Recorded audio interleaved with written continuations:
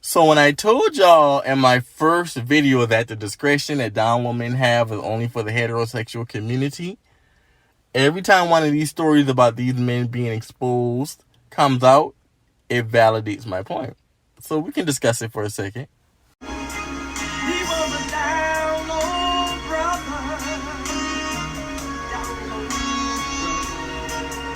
Hey, before we get into this video, if you like content like this, be sure to like, comment, subscribe so I can keep the content going and they can reach other people who may find this interesting as well.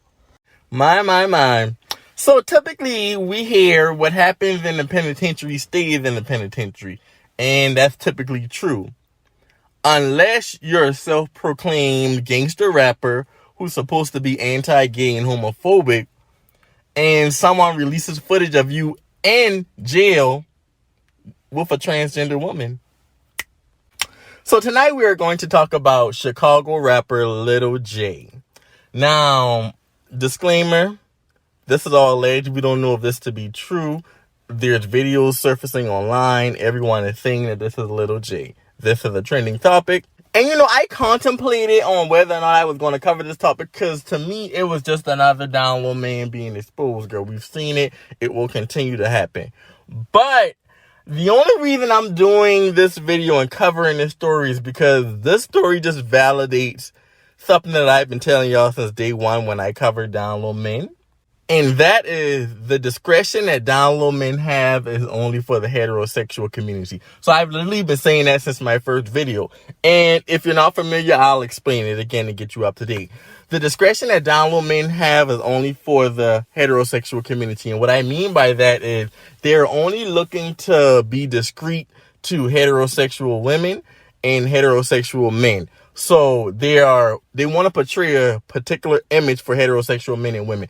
They don't care about particularly being discreet when it comes to LGBTQ because you have to understand they're only over here to have sex. So they don't really value LGBTQ. They don't want to date with us. They don't really care about how we feel about their situation. They're literally just over here to get their rocks off. And that brings me to this story. So LilJay, again, is a Chicago gangster rapper. I've never heard of him until this day. Doing my research, girl, he hood. He's a thug. He's like a lot of them. So, but he's not a bad-looking guy. But anyway, video footage was released earlier this week of LilJay in prison. And from what I'm assuming, he's currently not in prison. So this was while he was serving his time in prison. Some of the video footage is back from 2017. I don't know who released this footage. I don't know who got this footage. I don't know why they put this footage out. But this footage of LilJay allegedly in PC, which is protective custody. So it looks like he's in the LGBTQ unit. Hey, I don't know nothing about GL, but I understand that LGBTQ are typically in separate spaces from the heterosexual population. How he was in the unit with LGBTQ members. He was not in there with the regular heterosexual men. So this could be for numerous reasons. He could have told them that just because if he is a gangster, he could have had a lot of enemies in regular population. So it could be for his safety. But anyway, the video shows him interacting with what we believe to be a trans woman. So in one video, we show the trans woman like kind of rubbing all on his chest. Then she sits down on his lap. It's kind of very intimate. We see another video with him allegedly like coming up on a transgender woman from the back and kind of grinding up on her. There's another video of him kissing the trans woman. So I say all this to say this was a trans attracted man who obviously was living a download lifestyle and hiding his attraction to the general public. But once he got in jail and he was in protective custody in a unit with LGBTQ only members, he felt comfortable enough to be himself. So that's why I'm bringing up the topic that the discretion that download men have is only for the heterosexual community. Because look how quick this man, and again, this is alleged because we don't know of this to be him, but from what everyone's saying, that is him. As soon as he got in the unit with only gay people, all that DL hiding who he was went straight out the window. Look how comfortable he was. He was in out in public. He wasn't hiding in his cell. He was around all the other. He didn't care about the gay men seeing him. He didn't care about the other trans women seeing him. Hell, obviously, he didn't even care about the guards and the security and the other officers seeing him. He was in his natural habitat. And here's the thing. Even as an openly gay man, I find myself, of course, being more comfortable around other members of the LGBTQ community. So it's not uncommon that we kind of relax and unwind and kind of loosen up a little bit more when we're amongst our peers who we feel more comfortable with and people who we feel aren't judging us. So that isn't necessarily my issue. I guess what I took issue with was the video that he did when he came out of jail, completely denying any interaction with LGBTQ members at all. So there's a video going viral because allegedly there was information leaking out about him while he was in jail. So there was speculation amongst his communities that he had been, messing with trans women while he was in jail.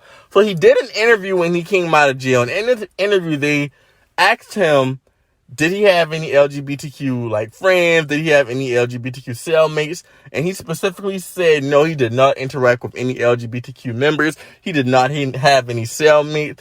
And one thing he said that bothered me was if he had an LGBTQ cell member, he would have beaten them bloody. And they knew not to put them with him.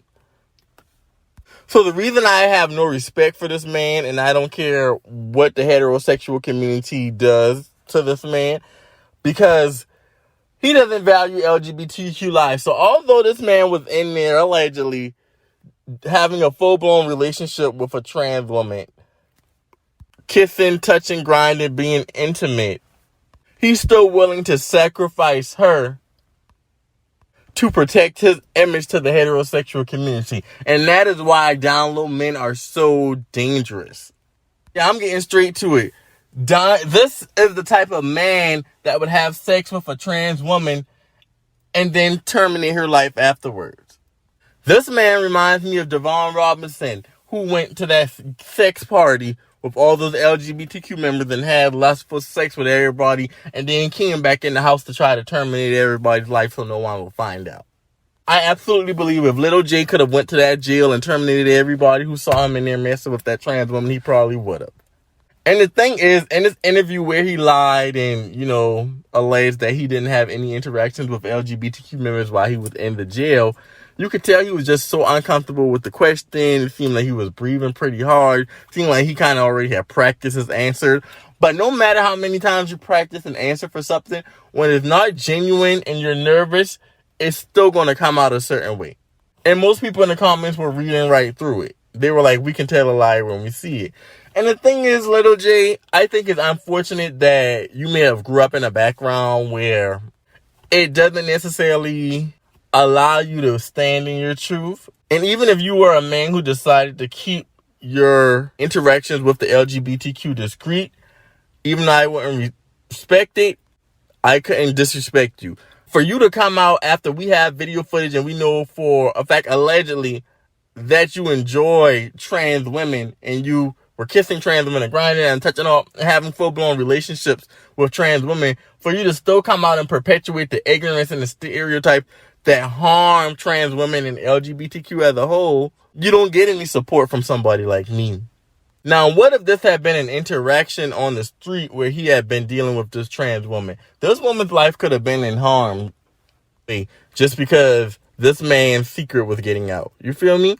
And I don't really understand the purpose of whoever releasing this footage. I don't get what they gain from this, because this could still be harmful to this trans woman. This could also be harmful to LilJay.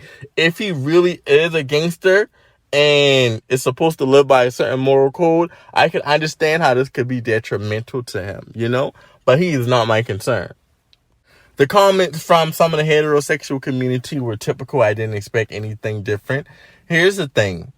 When a man lies and is deceitful and portrays himself to be one way and people find out that he's not that way, I can't say that people don't have a right to feel how they feel. You feel me?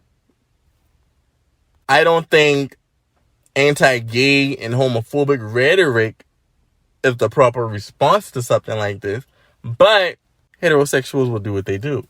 I'm just really happy that gay men did not go out to bat and put a shield of protection, around this man. Let him take his lashings from those heterosexual men that he so badly wants the approval of. This is just a typical response from downlow men, and we'll keep seeing it happening. We'll keep discussing it, but here's the thing.